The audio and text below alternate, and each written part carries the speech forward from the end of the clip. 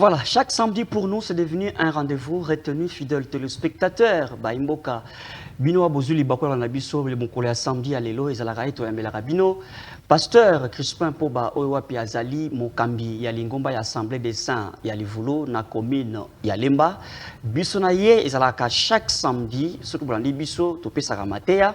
Il y a un temps, il y a côté, et puis ils ont un vers sous la émission pour nous retourner moi mais tout dans la qui émission où les cas était pasteur Abetaki c'était la thématique et Salamaki il avait beaucoup plus insisté sur le mystère de l'iniquité nyonso oyo ezali kobungisa bana nzambe nzela ezali na processus na yango okomonaka ete batu mingi même les pasteurs et surtout ceux-là qui se proclament les hommes de Dieu, ils utilisent soit des prophéties de miracles ou ils basent la tri.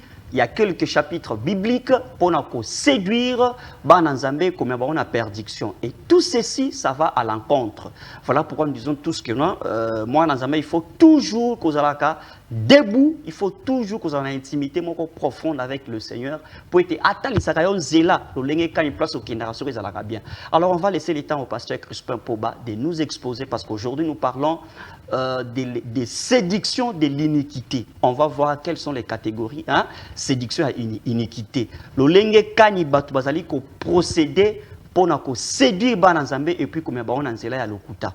Voilà, on va laisser le temps au pasteur Crispin Poba de nous exposer puis on revient tout juste à la fin pour quelques questions d'éclaircissement. Merci.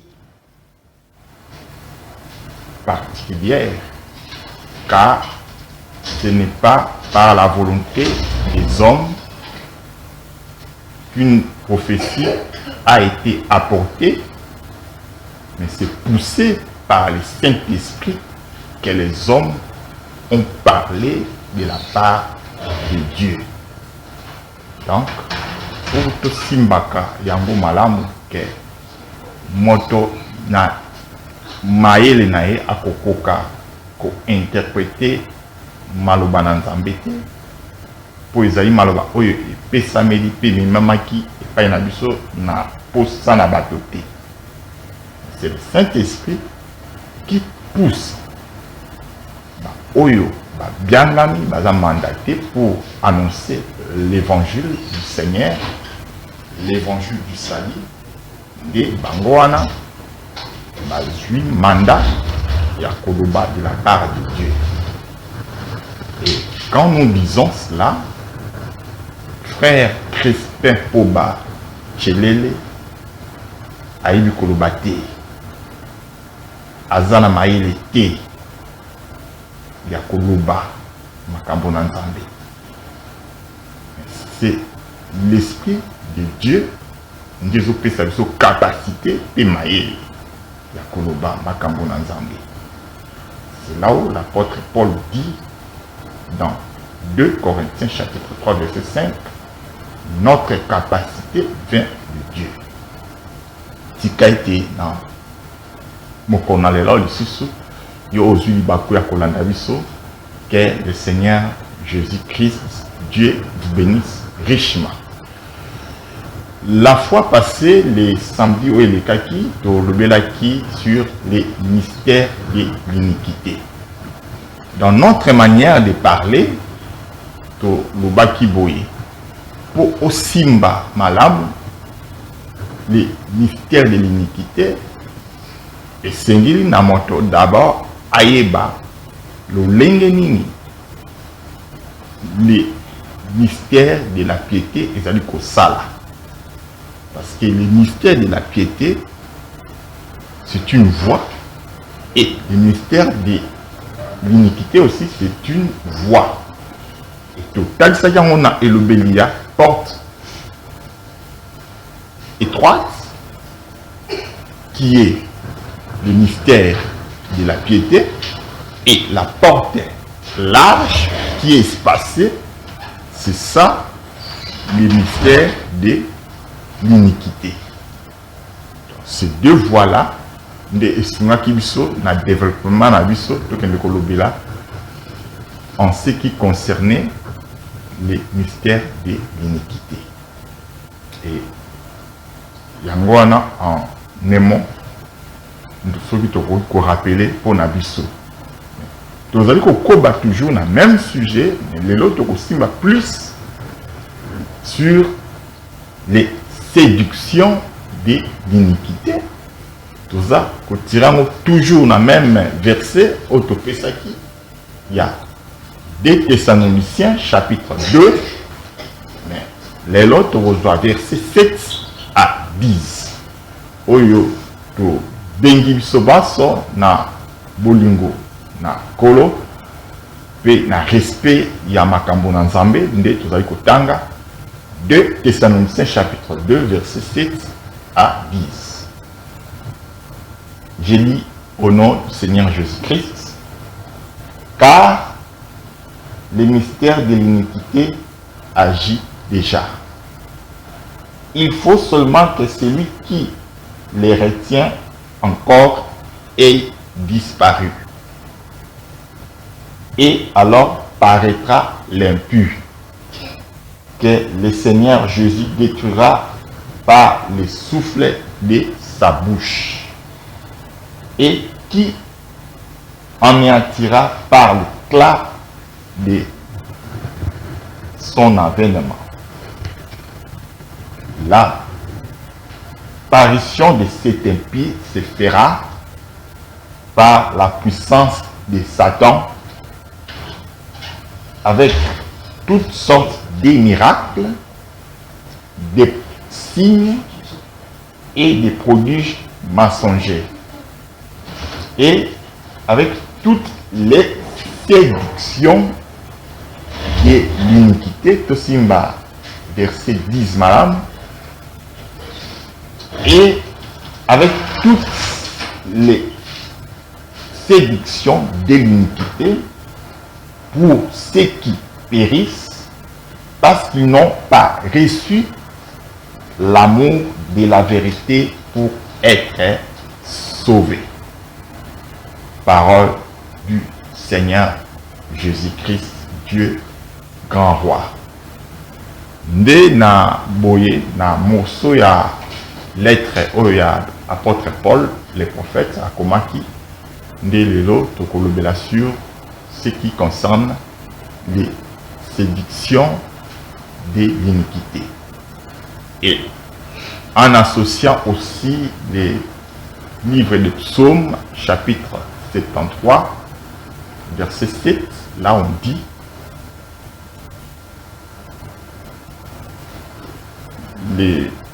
l'iniquité sort de leurs entrailles. Et c'est ça, des toko tambolanango, en ce qui concerne ces sujets. Donc, retenez trop bien, chers bien-aimés, saints de Dieu, lorsqu'on parle sur les séductions de l'iniquité, et za eloko oyo ezali ko salama par des miracles, des signes et des prodiges. Ce sont ces choses qui séduisent. Alors, l'esprit de l'iniquité agit par ces choses, par des miracles, par des prodiges et des signes. Comme le diable ayaka ponako imiter ce que Dieu fait pour na bananae,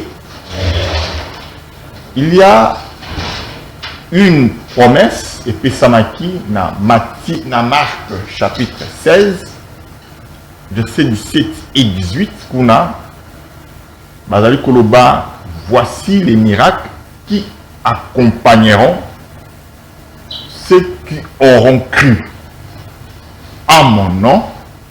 Ils chasseront les démons, ils feront des miracles. C'est là des promesses. Oyo nkolo apesi ba oyo nyonso bako croire na ye. Na kombo na ye bako sala kamwa. Mais là, il y a aussi une chose. oyo ba ebele ya bana na nzambe bayebaka te. Par rapport ya promesse ya Marc chapitre 16, esika ototi kotanga na koloba na biso, Marc 16 verset 17 et 18, bien que cela epesameli bato nyonso bako croire na Seigneur Jésus-Christ, mais cela aussi il y a un problème. Dieu a donné ça, c'était une parabole. Mais ayez comme en effectivité, lorsque le Seigneur appelle ses enfants à côté bango dans sa maison pour attendre na bango, ayaka ko souffler et ko confirmer que tel don na pesi yango, tel don na pesi yango na motobo. C'est là et loko échappaka bandeko ebele. Yango komona esalamaka tanto moto akei par rapport à la promesse au ya Marc chapitre 16, ake kobondela pona malade, moto malade abikite. Esalamaka. Zumona. Ebele pe ba mela ba poison pona koyeba ke promesse epesameli biso bokomela ba poison eloko tosalamela bino te. Bana nzambe ba meli ba poison pe ba kufa. Zumona. Donc toza koloba boye pona ko sungana. Parce que tozaka toilekaka na batando eke pona ko sungana. Libuta na nzambe bazwa lumière na ba détail mususu oyo ezali pour échapper bandeko ebele.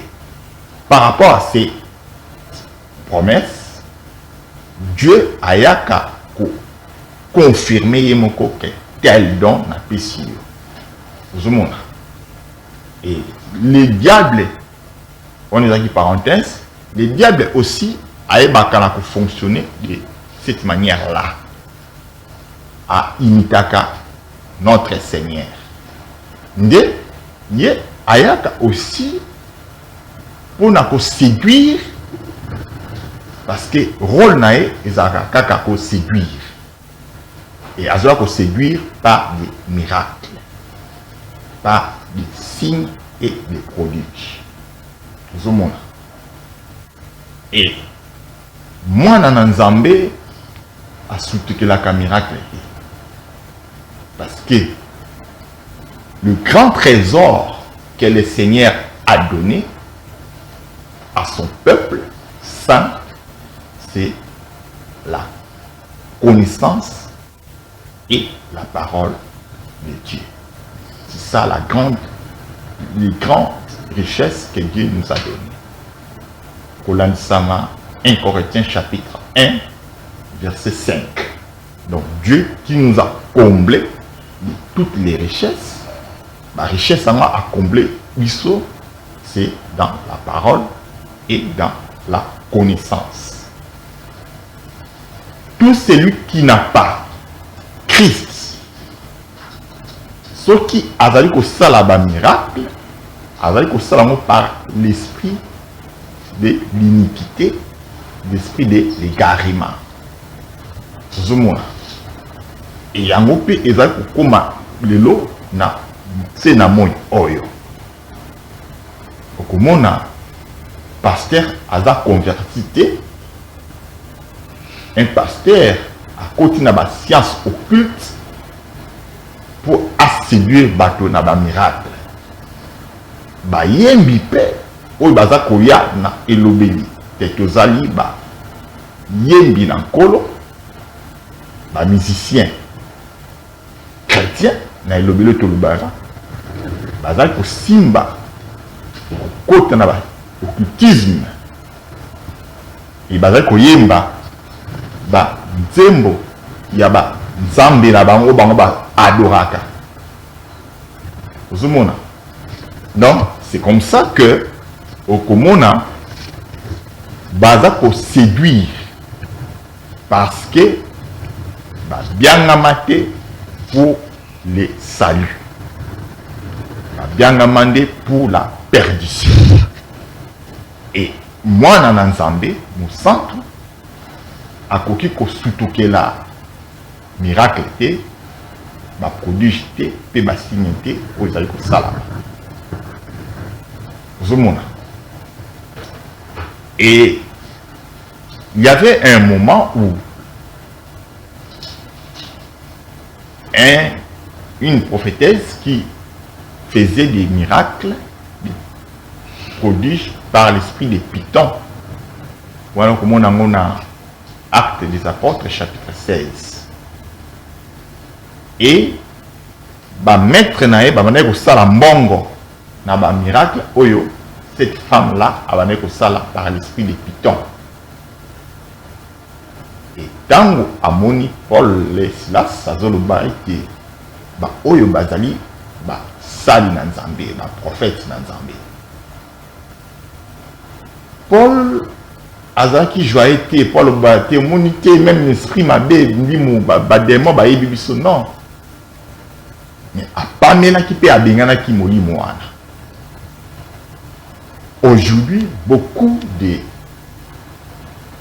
hommes de Dieu qui se réjouissent, ceux qui cité bango na bâtiment boye et bâtiment maison boye baptiste zo reconnaître grâce aux épanabango bazo trouver normal, tandis que cette attitude là tout le monde a monté chez les apôtres là au bala qui savent ce makamon Nzambe.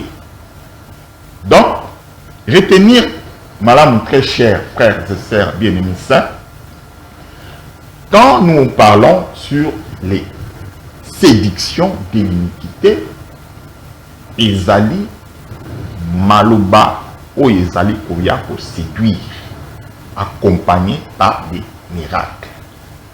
Mais maloba yango ezali nde ba mensonge. Pour baza kolanda lokolo ya papa na bango, les diables. Et abanda lokuta depuis le commencement. On peut remarquer dans Genèse chapitre 3, quand le serpent est venu vers la femme pour séduire la femme, aya qui ko falsifier makambo na Nzambe. Il est vrai, le diable vient dans les Écritures. Na oiko mama basali na epe ba tambola kape na makomi. Mais il y a une différence aussi na isika wana esengi na biso toyeba. La Bible eza na ba écriture ébélée. Mais lorsque les faux prophètes, les faux Christ viennent pour séduire dans leur discours mensongers, yaka na oyo bazali koluba na Apocalypse chapitre 16 verset 13. Là, Jean a moni 3 esprits ezali kobima dans la bouche du dragon, dans la bouche de la bête et dans la bouche du faux prophète. Ces 3 esprits impurs qui sortent de ces 3 bouches là, il y a dragon, il y a bête et il y a faux prophète. Ce sont des esprits où ils sont semblables à des grenouilles. Apocalypse 16, verset 13. Donc, faux prophète, dans un esprit à grenouille, sauter à verset. Il y a des versets qui sont retouchés à noter. il y a des versets par côté à monter dans le discours. Il saute des versets.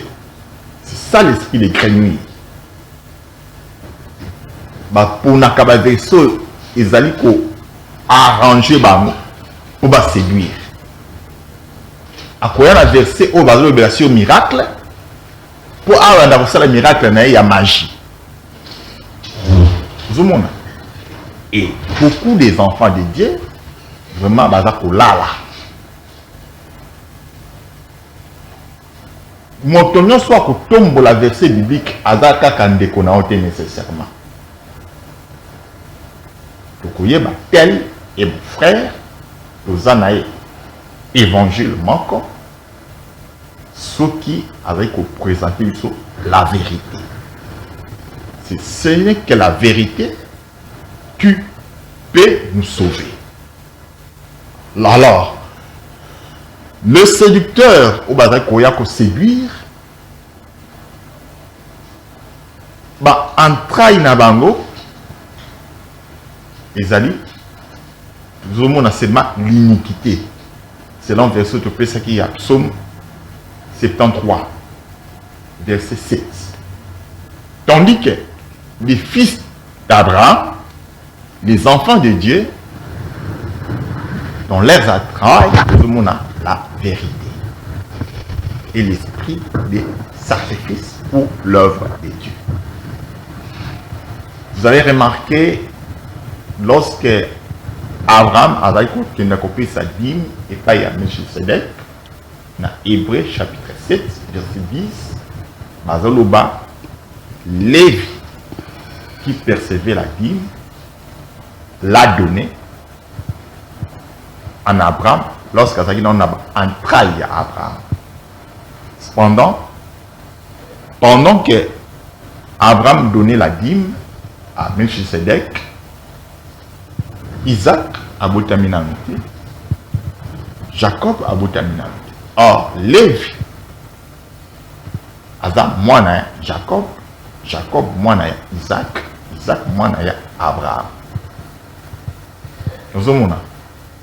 Donc, mon sacoli déjà, dans Hébreux chapitre 7, verset 10, le lengenini, Lévi a d'abord entraille, il y a Abraham, lorsque Abraham donnait la dîme.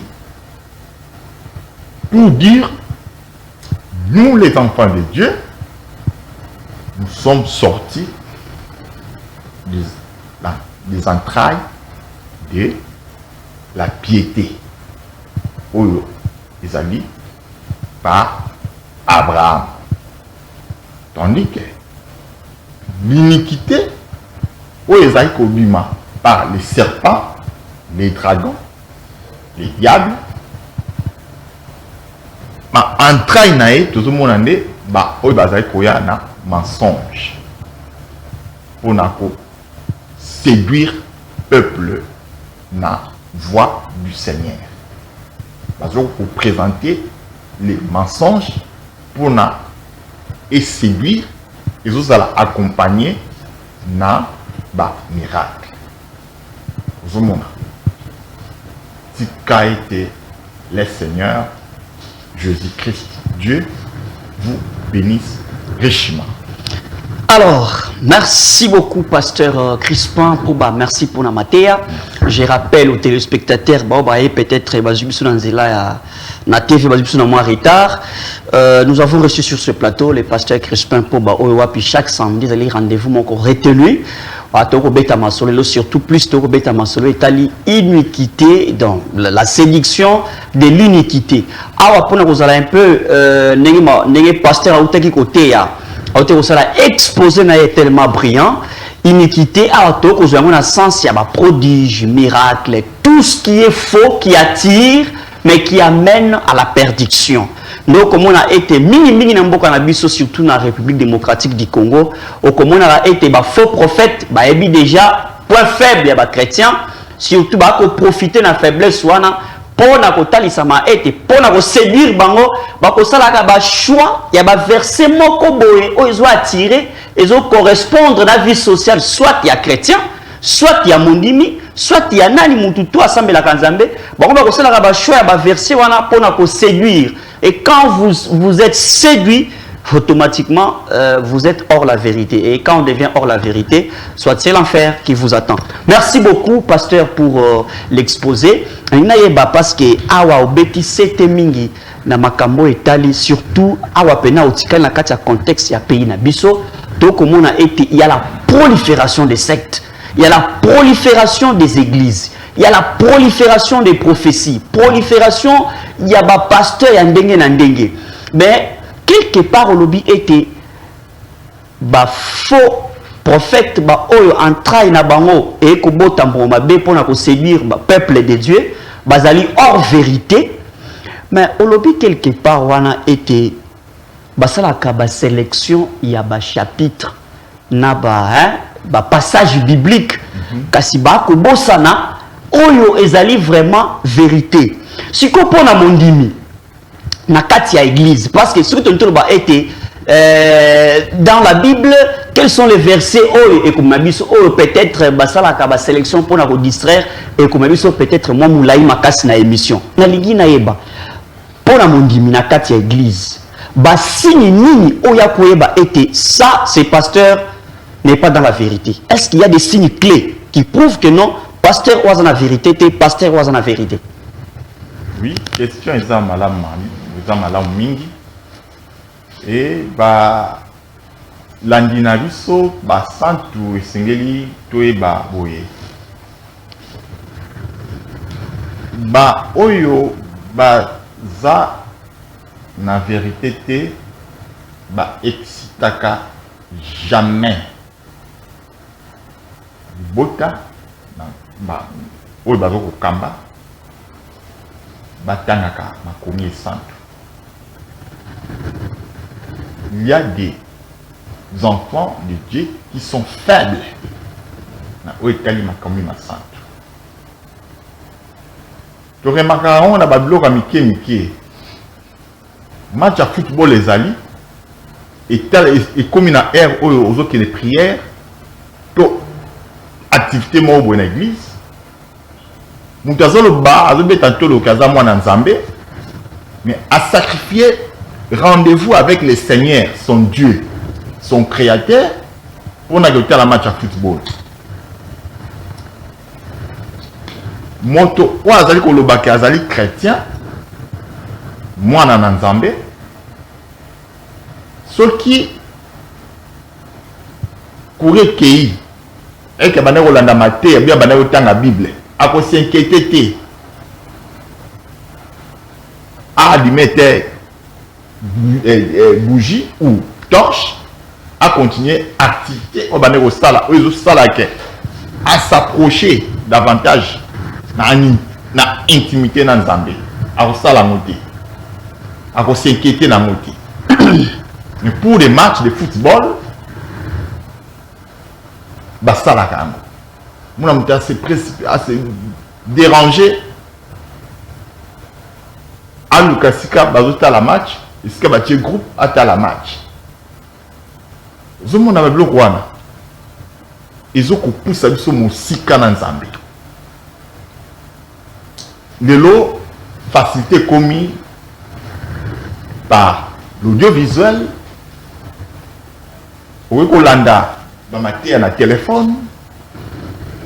Oui, pour ça, lecture biblique, la téléphone.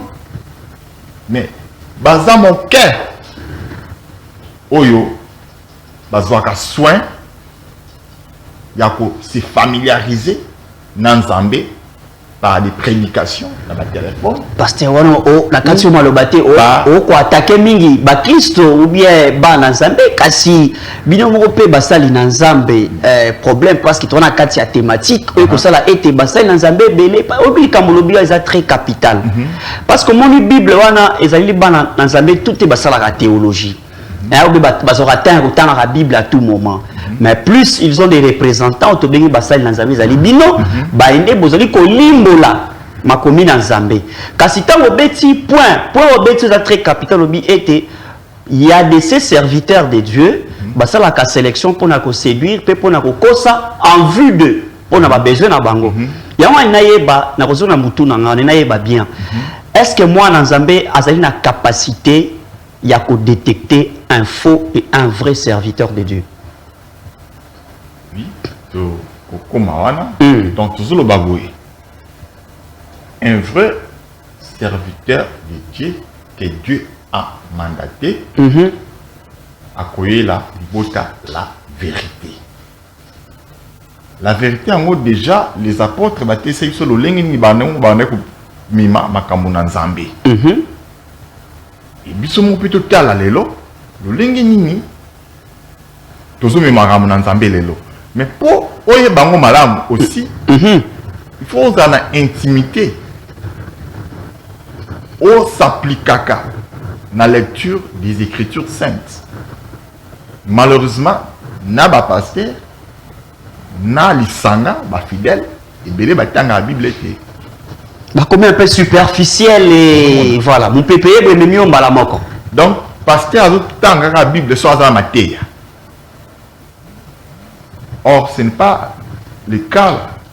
Déjà, la lecture des Écritures saintes, il faut s'engager à la vie nabiso parce que les Écritures ils ont bon mot immobimba et toujours vivre dans la voie que le Seigneur nous a fait entrer par le Oyo. Regarde l'apôtre Paul a encouragé son frère Timothée à la lecture des Écritures saintes. Applique-toi à la lecture des Écritures saintes. Donc, moi, dans l'ensemble, pour aller battre tel prédicateur, tel pasteur, azo koye la bisolo kuta, koye baye na maloba na ye. Maloba o ezali ko égarer kuta na nzambe dans la voie. Bazo toucher plus des miracles au liba lobela batu la vérité. Vraiment. La vérité est que ça la tribu surtout mon colo. Ce n'est pas des miracles. Miracle est que ça est clé de la vie éternelle. Très bien. C'est la vérité. Très bien. Merci beaucoup, pasteur. Ça, c'est très capital quand vous insistez sur l'intimité. Et on a été en dehors de l'église, en dehors du programme de l'église, il y a été au Koutana Zambenayo, où il va vraiment en profondeur comment est-ce que Dieu agit. Peut-être dans la intimité, peut-être était dans la intimité tel qu'il a dit le pasteur. Vous avez la possibilité, il y a au moins un malam, Zambé Atali, ça, est-ce que place au Kénégal solo? Parce que le comment était, au moins un mouton, ça va dépôt, quelque part, au Tekuna miracle les alaka. Au Pokutana prophète, commis les cas pas tel, commis ça, donc tout est horaire. On ne sait pas si, bon, on peut avoir un rendez-vous avec Dieu, mais programmer peut-être, tout éviter. Mais comme on est avec le pasteur, lui est là pour nous éclairer. Pasteur, est-ce que, au moins, a été quelque part, nous sommes dans un pays laïque, est-ce que mon a été quelque part, et ça a faiblesse, moi, et ça a été. Mouvement et continuer. Est-ce que l'État peut quand même prendre l'engagement, il y a qu'au limiter, qu'au stopper vago izawana ya l'église et qu'au botama, parce que je vous assure, l'église et qu'au botama la mayebo. Est-ce que l'État peut prendre des mesures idoines pour na ko sunga, parce que là ba nzambe ba ko kina comme si bazali ko bunga, mais pour na ko sunga, est-ce que l'État aussi a une part de responsabilité? Bon, l'État. Parce que comme si tu es libre, quelque part ici, la église, à bafle à la moitié volume. Makambo, tout le barango, tout le barango par amour du Seigneur. L'État au bout de sa volonté, parce que l'État dans la vérité, c'est un peu basé dans la vérité. Oh. Alors, tu as parce que. Baza na bantraï na bango ndenge bazali koloba na psaume 73 verset 7, l'iniquité sort de leurs entrailles. Même les hommes politiques bango nyos baza na kati ya iniquité. D'abord, au contraire, c'est vérité. Mais quand même, l'église pour il y a quand même une procédure. La capona pour tout programme pour l'église, il y a quand même une procédure. L'État tient en place. Est-ce que ce cas tali procédure mais qui réglementaire au moins que ça moi qui m'y a bon. Peut-être on vous dira pour l'église, voici les documents à respecter. Peut-être que laxisme, moi, n'est pas laisser aller, les gens en profitent. Bon, là, vraiment, c'est un autre sujet. Sinon, on va remarquer les apôtres étant constat à l'œuvre du Seigneur, il y avait des rois qui interdisaient les apôtres de ne pas prêcher le Seigneur Jésus-Christ. Et au point même, Pierre, une fois, est-ce que le Seigneur n'a pas toto ça? Nzambe, toto sabino. Donc, dans un pays, nous sommes dans un pays laïque, bien sûr, mais il faut comprendre que nos autorités fréquentent l'église. Donc, c'est difficile, dans mon avis, c'est difficile. C'est vraiment difficile. Très bien. Très bien. Merci beaucoup, pasteur. C'est une vérité. Très bien. Merci. Tozali Kokoba. Vous avez soulevé, pendant votre exposé, vous soulevé point moko très capital. La richesse que Dieu a laissée à ses enfants. Ezali, connaissance, et puis la parole, et puis la connaissance. Mais est-ce que, comme on a dit que mingi dans la Bible, on insiste en disant qu'il faut croire tout en fermant les yeux. Parce que ce qui est commis était quelqu'un comprenne d'abord. Ça, vous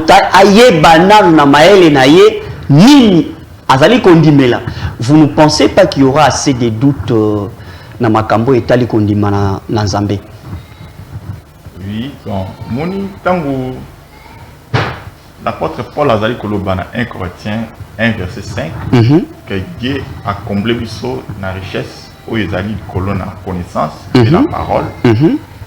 Connaissance où Ezali connaissance humanité. Très bien. C'est la connaissance de Dieu. Yemoko peka ka l'apôtre Paul Azali Kolobana 1 Corinthiens chapitre 2 verset 12 à 14 avec au talisa ba oyo bazali na esprit de Dieu ba yebaka ko comprendre makambo na Nzambe par l'esprit de Dieu au bazanango puis ba oyo bazali na esprit de l'homme ba comprendre makambo selon les hommes. Ah, c'est comme ça vous avez plus insisté sur intimité, voilà. Oui. Voilà. Oui. Donc pour dire que Batu Oyo Bazako comprendre makambo selon les hommes, l'apôtre Paul a qualifié Bango homme animal. Dans 1 Corinthiens chapitre 2, versets 13 et 15. A qualifié Bango comme des hommes animaux. Donc, Bazomo a connaissance, Bazomo a connaissance Yanzambe comme une connaissance humaine. Non.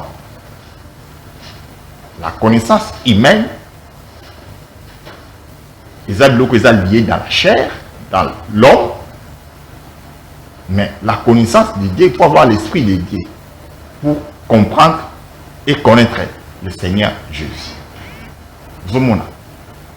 Et toujours l'apôtre Paul, Azakoloba, na 1 Corinthiens chapitre 2 verset 16, Azakoloba, nous avons l'esprit de Christ.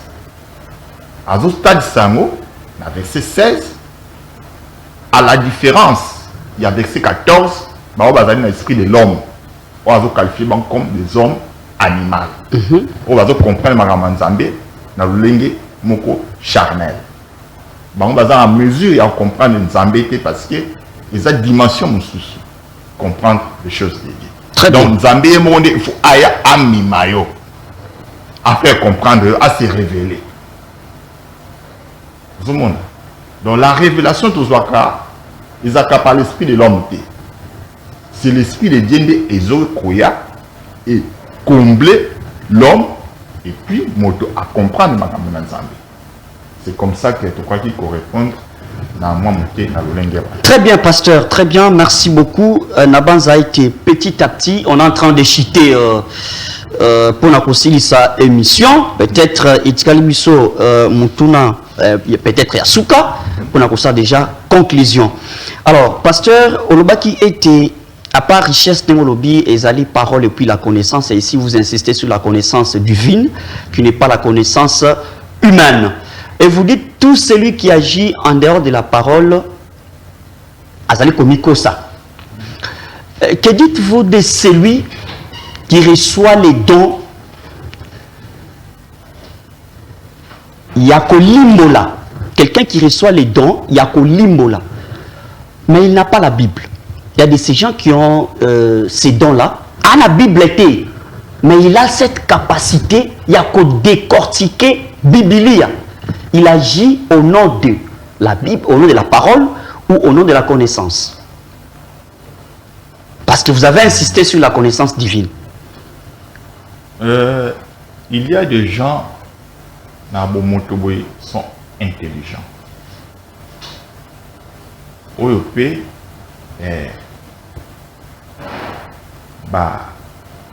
nous avons salapé l'exploit par leur manière d'exprimer. Mais pour avoir comprendre la pensée de Dieu cachée dans les Écritures, il faut que le Seigneur Jésus-Christ a se révélé par Inayo. Sinon, ko interpréter ma Là, vraiment, nous insistons ensemble avec les apôtres et les prophètes. Donc, pour comprendre Dieu, expliquer Dieu, interpréter des choses, parler de ceux qui ont isolé les Écritures saintes, là ce n'est pas Dieu. C'est comme l'intelligence humaine. Très bien. Très bien.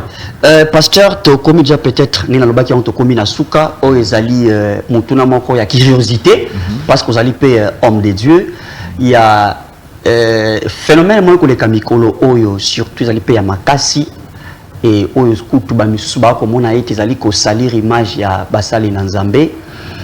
Vous avez appris de l'affaire, oyo, et kobelikamo, itali, polygamie. Les pasteur Moussouba côté les malikambo etali polygamie pour na bango ezali respect ya makomi na Nzambe ba kopesa par exemple ba Salomon ba David ba yamba kina basi ebele position na ezala kanini position biblique likambo etali polygamie ezala kanini là to ba boye to zwa kaka Galates chapitre 4. Auto que l'évangile est Galates chapitre 4, à partir du verset 24 à 28. L'apôtre Paul a zozwa basi mibale oyo Abraham aboti kina bango, Sarah aboti Isaac, Agar aboti Ismaël.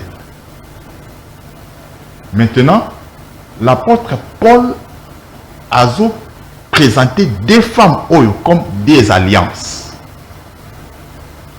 Vous voyez, dans Galates chapitre 4, donc deux femmes Abraham aboti na obana moli monanzambe 4 na mosakoli. Paul a présenté comme des alliances basiwana.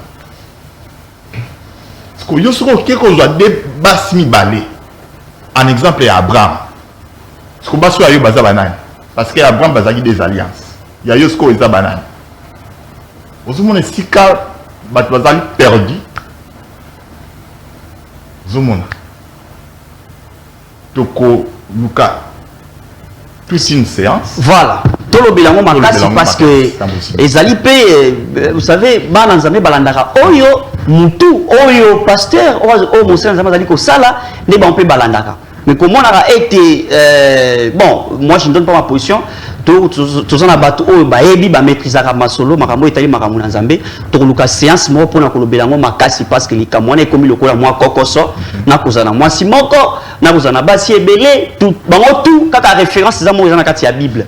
Mais nous aurons une séance, comme l'a dit le pasteur, pour en parler et puis en débattre. Merci beaucoup pour le message. Bolimbi si ma casse, parce que tu as vraiment avant de la émission, samedi prochain, tu as un message, bon, plus de messages d'encouragement pour le pasteur, à part quelque chose à dire, peut-être je peux lire, message pour le respect na bino. Alors, bonsoir, et bon après-midi. Merci.